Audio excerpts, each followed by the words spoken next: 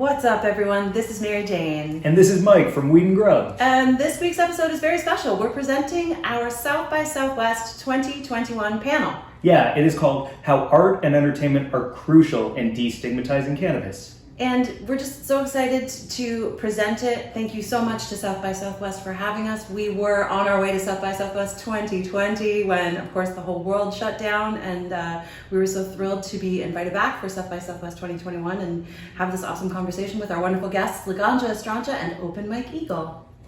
Couple quick thank yous. Thank you so much to Zoe Wilder and Mike Scher for not only ushering us through the process of South by, but helping us get selected. Yes, and thank you so much to Adam Wode, I hope I'm saying that right, the senior conference programmer at South by Southwest, who shepherded us through the entire process. And thank you to all of you. We were invited to be a part of South by through their panel picker program, where South by Southwest has a large decision-making. They make a lot of decisions, but it also depends on people who vote on what they want to see. So thank you all for not only voting for us, but fighting to make sure that we have a voice as we build this federal legalization machine the right way. Yeah, it was really thrilling to be a part of this festival with all of the incredible other conference sessions and speakers, and it was just amazing, and I really hope that we can attend in person next year. This year we had to just eat barbecue in Mike's apartment and pretend that we were there. Is that bad? It wasn't bad. It was a great time, actually. Okay, cool. Yeah. Yo, bring up Austin to my apartment anytime you want, Mary Jane. Last thing that I would like to say is if you would like to watch this panel, we uploaded it to our YouTube channel, which is Weed and Grub, for free. So listen here, watch it there, or sync them both at the same time somehow, and have your...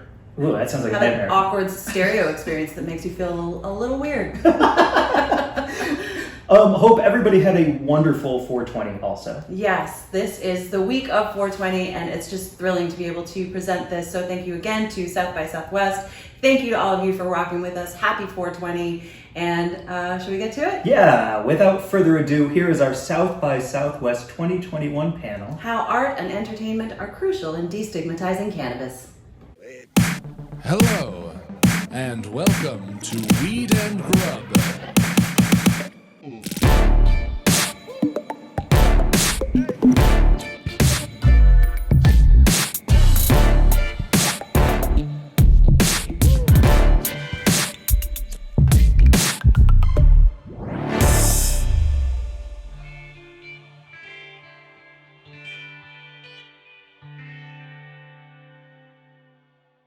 What up, Mary Jane? How's it going, Mike? So good. How are you? I'm doing really well. Thank you. Hi, everyone.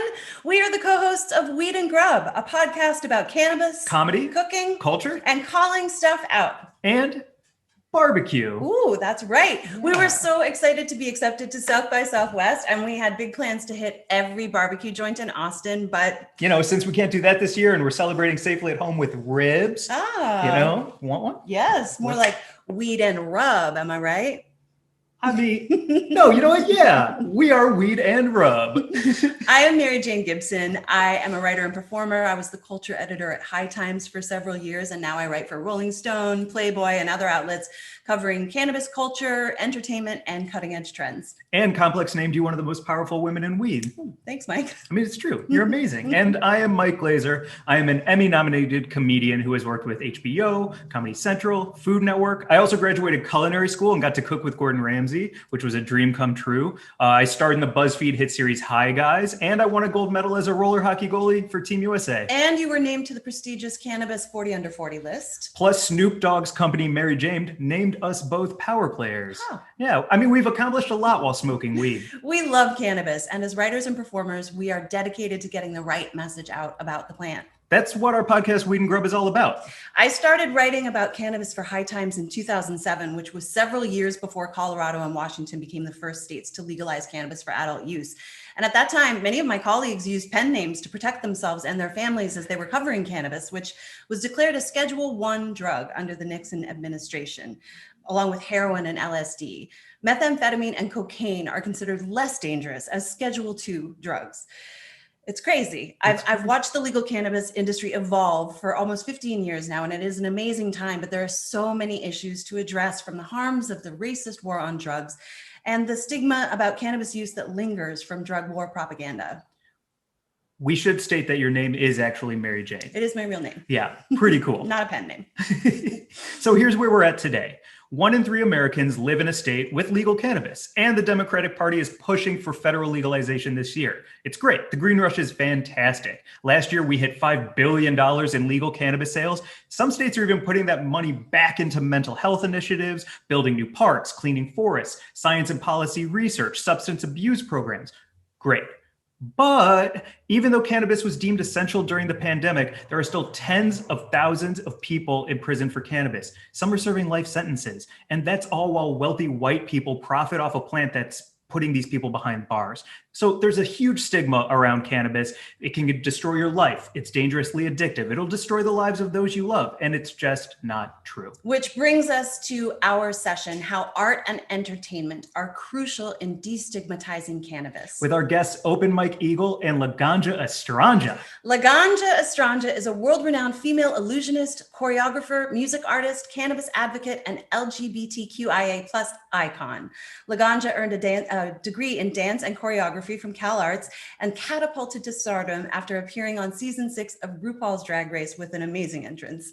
Her television and film credits include Heidi Klum's Queen of Drags, So You Think You Can Dance, Germany's Next Top Model, Bon Appetit, America's Got Talent, and many more. And her choreography credits include a range of artists like Miley Cyrus. So cool. Laganja's first music single, Legs, dropped in 2015. Critical acclaim from Pitchfork magazine earned the track a top spot among the best music of RuPaul's drag divas. Since then, Laganja has dropped banger after banger, including Look at Me, featuring Jay Tyler, which has more than 500,000 views on YouTube. Open Mike Eagle, incredible rapper, comedian, terrifically talented artist. His hip-hop albums include Hella Personal Film Festival, which was on Rolling Stone's Best Albums of 2016, the universally celebrated Brick Body Kid Still Daydream, which was on Rolling Stone's Best Albums of 2017, and his newest album, Anime, Trauma, and Divorce. Pitchfork called it as bleak and funny as anything he's ever done. Open Mike Eagle also co-created the Comedy Central show The New Negroes and guest stars in Netflix's new show, History of Swear Words. He also launched a podcast network called Stony Island Audio, featuring critically acclaimed podcasts like What Had Happened Was with Prince Paul. They are our good buds, incredible artists, and they love weed. Yeah. So let's get into it. Without further ado, here is our conversations with Laganja Estranja and Open Mike Eagle about how art and entertainment are crucial in destigmatizing cannabis. Rib time. Yep. Open Mike Eagle, what's going on? Oh, what's going? That's a loaded question, sir. Hello, that's what's going on. Hi, good to see you both. Yeah, man, we're living through the apocalypse, the slowest apocalypse it ever was. Yeah, right? Yeah. Like it's a snail climbing uphill, pushing a boulder, and we know that it's going to get to the top of the hill, but that snail could like pick up the pace a bit. A little bit. If there were any time for snails to rush, it's now. I was listening to you talk on another podcast about how you like to eat edibles when you get on an airplane. Oh, it's the best. Right on the plane. Mm-hmm. I've written just about everything good I've written in my life. It was high on an edible on an airplane. Sometimes I can remember the flight when I hear the song back. Like, oh yeah, I remember this one. Can you talk a little bit about how that edible and how weed plays a role in your artistic process on the plane? Like, how do you write? It opens me up to possibilities that I wouldn't think of in my normal frame of mind. So you know how we all get millions of signals in our brain at one time so like my brain is noticing the light coming from this ring light and the light on my camera and everything going on in your room and everything going on in my room that I can see from my video feed and my brain is noticing all of this, but we train our attention to just focus on what we think is important in a moment. When I am off an edible, my tunnel expands a little bit to where it can be more conscious of more things within that information that it's taking in, so that when I'm writing, I can see pathways forward that I wouldn't have seen in my normal state of mind. I think what's cool about what I'm hearing you say is because this panel is about art, entertainment, social justice awareness, education, the idea of you using weed as a tool to open up your brain artistically and dig a little bit deeper into who you are, I don't think it's talked about from in that way amongst artists enough. It's always seen as like, look at me, I'm smoking, I got a bunch of chicks around me, booties are clapping on a Corvette, and I'm all about that. I love Corvettes and I love booties. But what you're talking about is like a real like ability to search within your own soul, and how maybe that could be healthy for everyone. Yeah, I do think that even if you look at like a lot of mainstream rap, I think that there are a lot like because a lot of those people, this is the other thing they don't say. Those people are workaholics. Like you can't really be lazy and be a mainstream musician. You just won't have a career. Um, the output that they're expected to have is very high level. So those people typically, just about all the popular rappers you can think of, they're making music all night long, every night. Um, and for the ones that do smoke, I do think that's part of their tool belt. I think that, especially with the output that they have to maintain, if they were in the same mindset, a straight mindset all the time, they would write the same song over and over again. Oh yeah. You know, I think that they have to, they don't have to, but I think it benefits them to be more open and to be able to receive different types of ideas and iterate in different ways from day to day. In the entertainment industry, TV and film, what do we need to do? I think it's really easy for people writing TV and film to lean into like stereotypes of what it means to be like a pothead or a stoner or you know I think those things are easy. I think it's a little more difficult to get into the nuance and the complexities of like how we can interact with somebody's world. um like my mom is smoking weed my whole life. My whole life.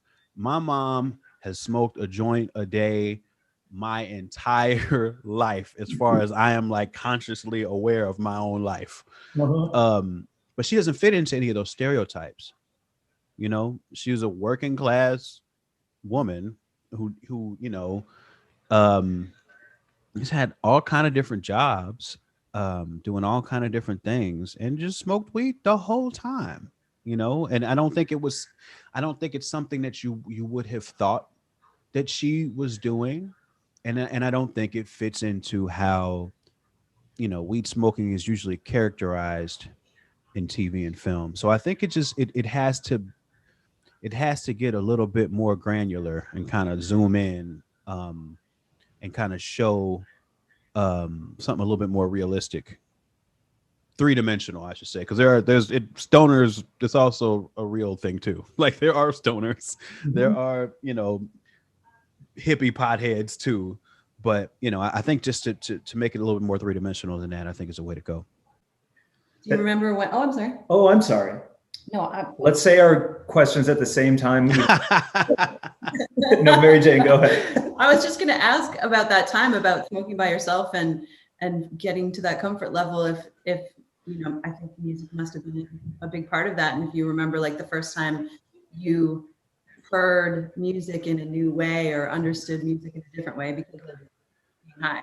I used to make a lot of beats when I was high by myself in that phase of my life. And I think that it wasn't so much that it made me hear the music differently. It just made me understand hip hop a little differently. Like understand like the joy of taking a song that you like and like chopping it up and looping it and adding drums to it and making it something else and just sitting with that thing and listening to it over and over and over again. Like it just kind of made me connect with rap producers and understand the joy of what it must have been like for Dr. Dre to be looping funkadelic songs, or DJ Premier to find the little couple of seconds of the song, the beat that he made mass appeal over, and just be listening to that over and over again. Like I think being able to really sit in a vibe was something that I needed for my own mental space at that time in terms of my journey with weed. And I think like it helped me to understand the creation of hip hop and how I was going to create hip hop during that same time as well. How does that tie into how does hip hop and weed tie into things like social equity for you, which is a big, broad question, so I can refine it if you like. But as we head towards federal legalization, Hmm. something that everybody is trumpeting and championing is we need to get these people out of prison who don't deserve to be there for life. We need to stop this like frisking of somebody because they smell something so that they can Hmm. stuck you in jail forever. So is there a correlation between hip hop, weed, and social equity for you or that you see out in the world?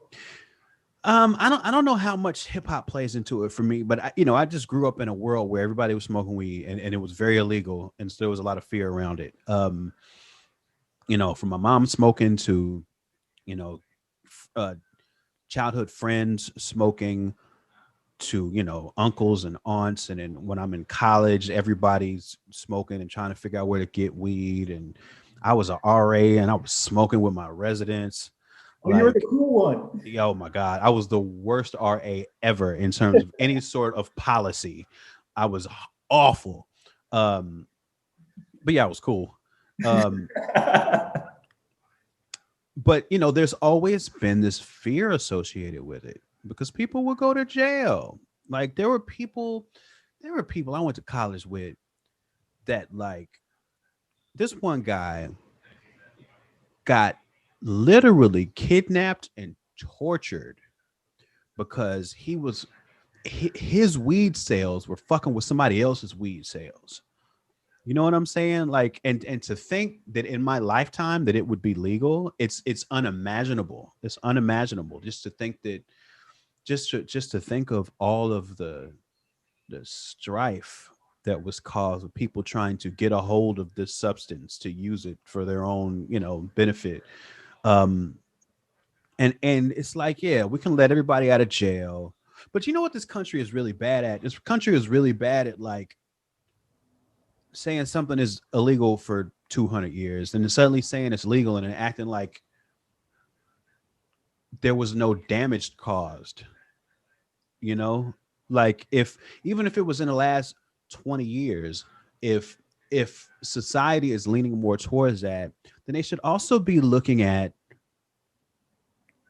any psychological fallout, like collateral psychological damage of, like, the punitive policies, and how this substance, it's supposed to be really relaxing and healthy, has this stigma around it, that people have become fully formed human beings with this stigma attached to this thing you know um but this country is really bad at addressing the traumatic fallout of any decisions that it makes as a government or a society. It's always like, um yeah, we're in a pandemic, so everybody stay home and nobody work, and it's like, yeah, that's that's what we're supposed to be doing, and that makes a lot of sense. But is there also not a psychological fallout to be dealt with people not being able to be socials, as we're social animals, for a year? Like, what does that do to people? Are there things that we should be aware of? Is there a mental health component to any of this? And our society is really bad at looking at things that way. We're always just expected to do as the experts say, which is, of course, a good thing to do. um, but there's all of this um, peripheral trauma, and I know that word is used a lot, but I think if we look at how we've spent the last years of our lives, there's going to be something that we take with us from that, and not everybody's going to deal with it well. And for the people who have stayed home and stayed safe, like, where is the support that they can receive for how, like, they've managed to deal with this challenging situation? I feel like all too often, like, if if and when weed becomes federally legal, they'll say, oh, well, we let everybody out of jail, if they even do that. they'll be like, we let everybody out of jail, so it's fine now. No, it's not fine. It's not fine. Like I think our society has a little bit more of a duty to understand how things have affected people and understand how to help them process. Than what we don't give enough energy to that, I think, at all. And you just make me think about how, like, yeah, let's release all of these prisoners, but a lot of them aren't going to be allowed to get jobs in the cannabis industry because they have records, which is bullshit. Counseling sounds so like impossible unless there's money in the federal legalization for mental health reform. Like, this is like, we're having a bigger conversation than I expected right now. Yeah, I mean, there's a lot to be done. And I'm just my worry is that those things will go under the radar, like the nuanced ways that people have been affected by all the old laws are going to go untreated. And like you said,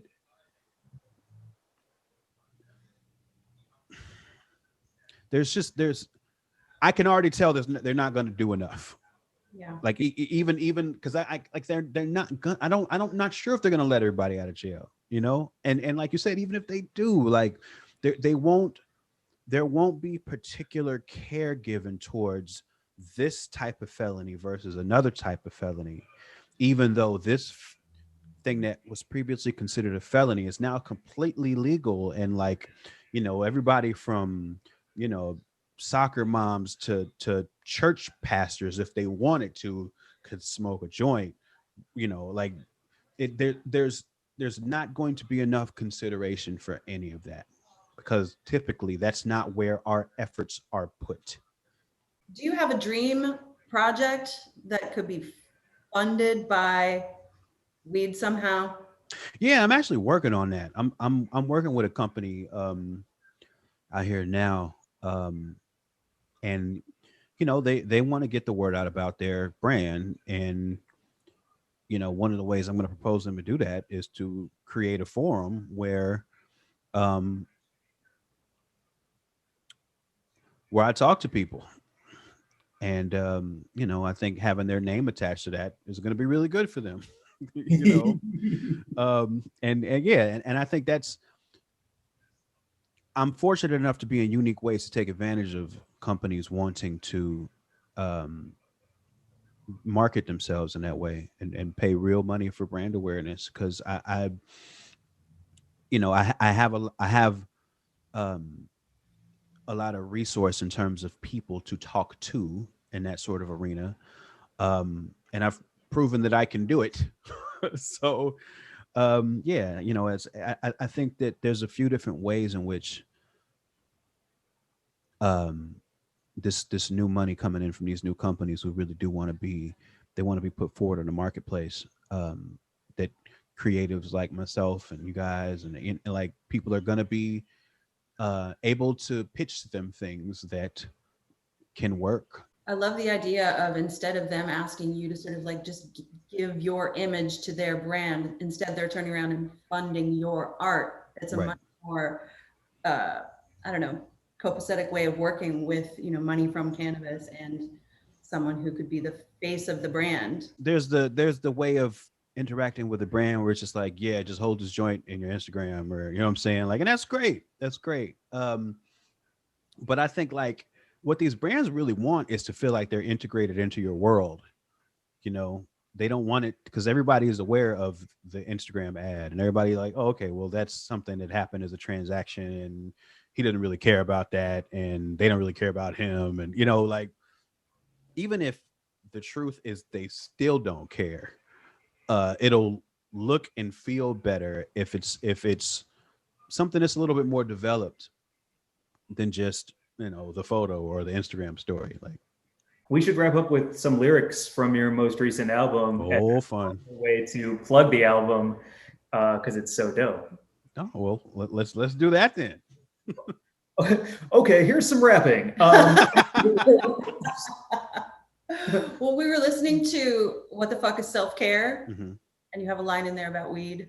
Yep, I do. Because that song is kind of just about there's a lot of talk about self-care. And I honestly, at the time of writing that song, I had no idea what it meant to me. I just know the sorts of things that it's used to discuss are things that make me think of like middle class people or people that live in nice neighborhoods and people with um, expendable income that, they live above a yoga studio so they can just go downstairs and do the yoga, and that's great. That's great. That's fantastic for them. I, however, live in the Black American ghetto. There's no yoga studio over here, So like if self-care as it's described is about access to these different resources, then I have to define it differently for myself and my circumstance. And that's really what that song is about. And it's kind of like a conversation I'm having with some person. It's not real.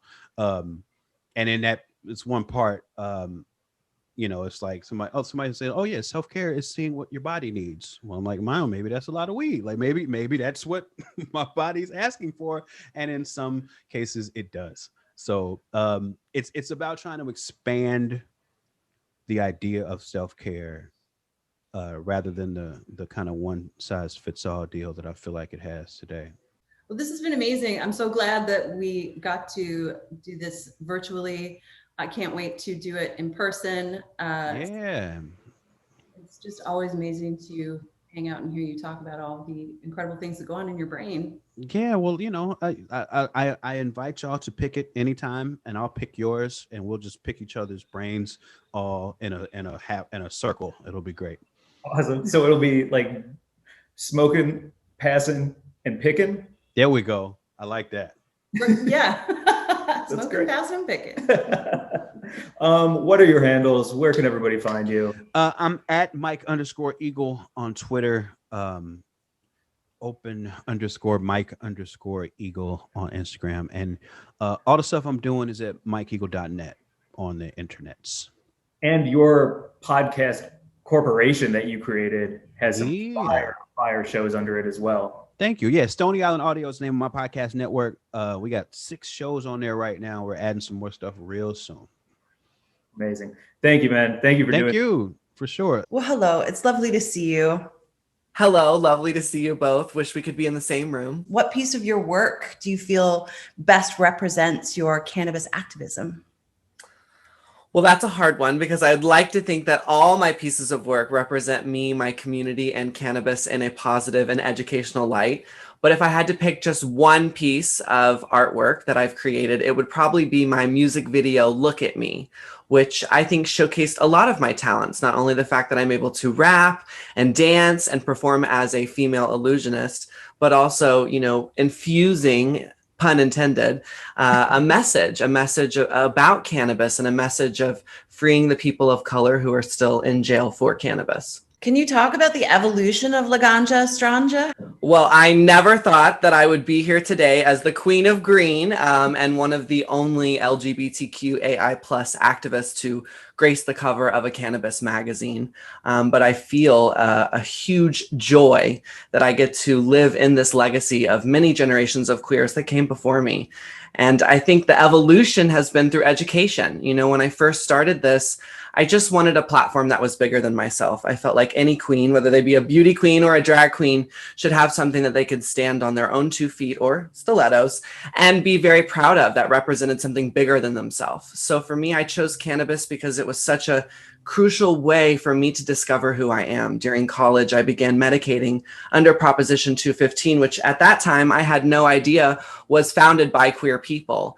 And it wasn't until I really became a true activist and realized there was a lot of work that needed to be done and that it wasn't all just going to be, dips and tongue pops, that I began to really break down what it was that I was going to be doing as an activist. And that was when I really discovered the cross-section between the LGBTQAI+ community and the cannabis community.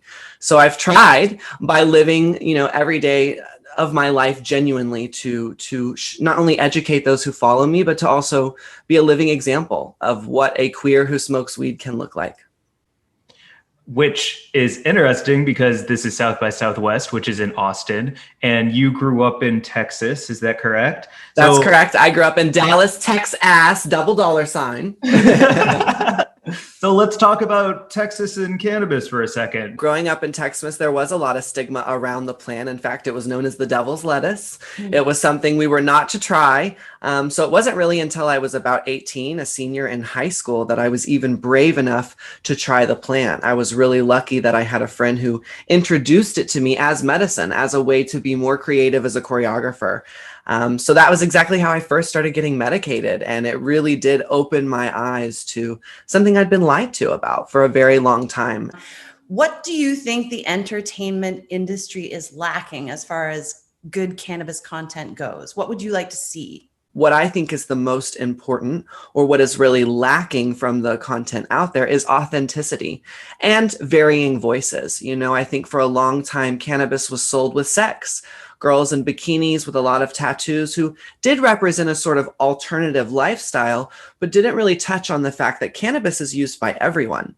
So I would like to see more diversified voices in the community. I would like to see more intentional content, not just content that's hot and cool and pop culture, but like I said, like my art, always has a message behind it and is doing something good with it, whether that be through donation, through education. There needs to be more, intent in the promotion. Yeah, there needs to be more intent in the promotion that's created. I really feel like a lot of the times it's just about selling the product and not selling the actual idea of cannabis and what it could and should be. Do you have a dream project? I'm a multifaceted artist, so I have many dreams in the artistic field, like directing a Cirque du Soleil. But one of my main goals as a cannabis activist is to open safe spaces for queer individuals to come and consume. I definitely dream of owning my own dispensary that I would employ drag queens who would be able to do shows throughout the day, strains named around different, queer icons and queer words, and really create, a moment in time that is truly iconic. Because I think, like I said, queers have been fighting for this plant for a long, long time, and they've deserved to have a flagship. And I would love to be the person to create that. That would be so amazing. I can even see like a runway in the middle of the dispensary where you can show off your like new products and bongs and fashion. Ooh, And a whole trust me, I have many ideas for the interior design, but it would definitely reflect me, be bright colored, lots of glitter, metallics. I think it would be a lot of fun. Yeah. Is a good name for a strain Death Drop? Well, no, actually, it's not, because death drop is an appropriated term for the actual dance term dip, which is something I've learned along my way. As I said, I've gained a lot of education through this career, and it's not always easy to learn in public, but I think the best thing you can do is to just breathe and know no one's perfect. And unfortunately, when I was on RuPaul's Drag Race, the term that I did know was death drop for the move that I performed when I entered on season 6. But I've been so lucky to receive the education from the Vogue and ballroom community where the actual move is derived from. And because of that, I've tried to kind of spread that out as much as I can, because I think it's so important we acknowledge the people who came before us. Specifically in the drag community, we're talking about the black and brown trans brothers and sisters who fought for our rights. The reason gay people have rights is because of trans people. And I think similarly in cannabis, it again is because of people of color that we are able to, be out here smoking freely. And so as an artist and as someone in the entertainment industry, I always try to remind people of this, because we do have an extreme amount of privilege, and it's very important we acknowledge it and do something with it. Does cannabis play a role in the creation of your art? Do you use cannabis when you're making a piece? I mean, I use cannabis 24/7. I know you guys know this. Cannabis for me is not just a way to be creative, but it's a way to regulate my eating and sleeping cycles. It really also balances out my crazy hormones, because I definitely am a high and low type of person, and cannabis really helps even that out. And I think because cannabis does all of those things, it does help me be more creative, right? Because it helps me be a better person. It helps me be more calm, helps me make sure, I'm eating and sleeping regularly. So when you are doing all of those things, naturally, you're going to be able to be more creative. So yes, I absolutely use cannabis when I am, doing my makeup, when I am getting dressed, before I perform, at the end of a performance. I mean, I'm going to have a joint in hand always. Yeah. Does it help you hear music differently as well? Well, on stage, it probably makes it harder because on stage you're battling a lot of elements. So I'm not for sure if it helps me there particularly. But I think when choreographing, right, when listening to music and visualizing the dance, absolutely you hear music differently. You know, I just think it needs to be more centralized to the ear to really have that kind of experience. And your dog's name is Little Dabbers. So Let's see. Come here. Come here. Is. That's right. Even the doggy is on brand. Little Dabbers. She's very sleepy right now. She looks like she's been on some indica because she's in the couch. But yeah, she's my perfect little mascot who helps me along my journey. yeah. Right. Yeah. She's so sleepy. She's so sweet. I saw her silhouette challenge on your IG. That was amazing. Thank you. I was way too stoned and up way too late doing that. But, you know, she is a star in her own right. So I had to give it to her. I feel like that's when cannabis intersects with the internet in that perfect way. When I was like, oh, Laganja did Little Dabbers as a silhouette challenge. It's perfect. Look, the only way I could really be doing TikTok is to be medicated. Okay. I'm playing around with a bunch of 12-year-olds doing these little silly white people dance moves. So yeah, definitely cannabis integration when it comes to TikTok is key for me. That's how to understand TikTok, is to be elevated with some good cannabis. Absolutely. I mean, you know, the app to me brings a lot of joy. And as a dancer, I totally can relate. But, you know, as someone who's in her 30s, it's definitely, you know, been a journey on that app. But I love it. I think, you know, as an entertainer, these are tools for me, right, to be using. And so I try to look at them as that. I try to look at it as another place I can develop a place to create a safe space and to amplify voices. I love the idea of using weed to get you back in touch with culture, because I have so many friends, as people are going from their 30s into their 40s into their 50s, who are just like, I don't know who that new musician is. I don't know who Billie Eilish is, and I'm too old for that. And what you're really saying is you're not interested in it, which is okay. But the idea of just getting high, diving into new music, seeing what a 12-year-old is excited about, I think that's a really beautiful gateway into reconnecting with the new world. Well, right. I mean, I think, you know, I try to have friends of all ages. I've always been like this. You know, I grew up in musical theater at a very young age. So I was surrounded by adults most of my childhood, which I think informed my sort of professional attitude and behavior now.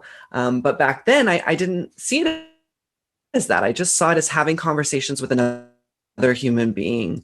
And I think cannabis has really helped me keep this perspective as I do get older. You know, one of my best friends is 22 years old. So, you know, I like to stay young, of course. Who doesn't? We're in Hollywood, honey. It's all about staying young. But I like to do it with realness. And at the end of the day, you know, I wasn't interested in TikTok, but through doing it and through, you know, vibing with another generation, I got into it. I mean, one of my favorite singers, India Ari, talks about in one of her songs about if old people would talk to young people, if white people would talk to black people, and, you know, so on and so on. And I really do believe in this concept. I believe in, you know, us all staying related to one another, because what the youth has to offer is so important. Just as, you know, it's important to listen to our elders and to be in the middle. You know, I think every point in our life has something special to offer. So it's just all about relating to one another. And cannabis helps me do that, because I am a people person, but cannabis definitely helps me get on a more open-minded level. I feel like that's how you stay young forever, is just continuing to ask questions and connecting with people in both directions. I agree. And smoking weed. Keeps you young. It keeps you young for sure. I mean, I don't know if that's been scientifically proved, but I feel like it is. Mm-hmm. Like a bong is a fountain of youth. As that water goes up, come on. Dun, dun, dun, dun, dun. Oh, How does it match the nails? perfectly. Fountain of youth at my disposal always. Also, I'm like Bette Midler and Hocus Pocus, just. Yes. Also, I have to imagine that it's good just for your body. I mean, the injuries that you must sustain as a dancer and the incredible, you know, pressure that you put on your muscles and joints, cannabis must help alleviate some of that pain. 100%. Drag is one of the most uncomfortable things you could ever do to yourself.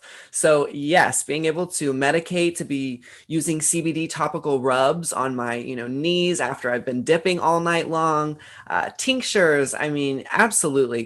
Cannabis is integrated in my life in so many different ways. Even with CBD and THC, using them separately together. I mean, I really do believe in the plant as a whole. I love the entourage effect. I'm totally one for it all at once, but I definitely do notice, using these CBD topicals on my knees specifically really helps, really helps with performance.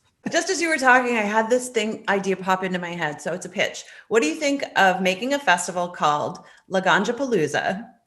And Love the name. you're the headliner, and you get Love that. There's 2 stages, and you get to populate both stages with all of the artists that you love and want to work with, and we'll MC the whole thing. I mean, that's would be a dream come true, obviously. I have big goals, like I said earlier in my life, which is why it's hard to pinpoint, just one of them. But I think that sounds like a fabulous idea. And, I have a roster of incredible artists that would be ready to go. So if anyone's listening out there in South by Southwest, we just need your money. We know what to do with it. That's it. Well said. Wow. I don't know where to go from there. I mean, come on. That was amazing. Wow. Thank you so much. This has been really amazing. Wonderful to have you. Thank you guys so much. I'm so happy that we were able to do this virtually this year. I know we were all super disappointed last year when we weren't able to present something, but thank you to all the people who voted for us again, who got us in this position. And I hope this is the first of many South by Southwest conversations we'll be having together, because I think what we're talking about here is really important. And I hope to see other artists step up to the plate, baby. Come on out. Come on out of that green closet. It feels good.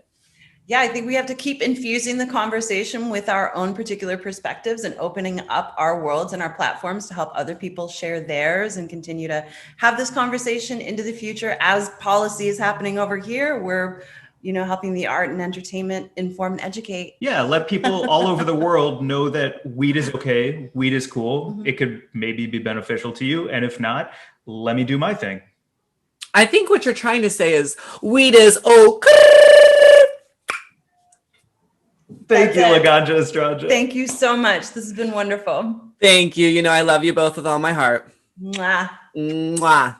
Thank you all so much for having us at South by Southwest. Thank you so much. It's been such a joy and an honor. Please follow Laganja Estranja at Laganja Estranja on Instagram. And please follow Open Mike Eagle on Instagram at open_Mike_Eagle. And follow us at Weed and Grub. And please check out our podcast. It drops every Wednesday, everywhere you get your pods. This has been an absolute honor. Thank you all so much. Cornbread macaroni time. I'm digging in. Let's go. Thanks, everyone. I like weed and rub. Mm-hmm. Mm-hmm. Mm.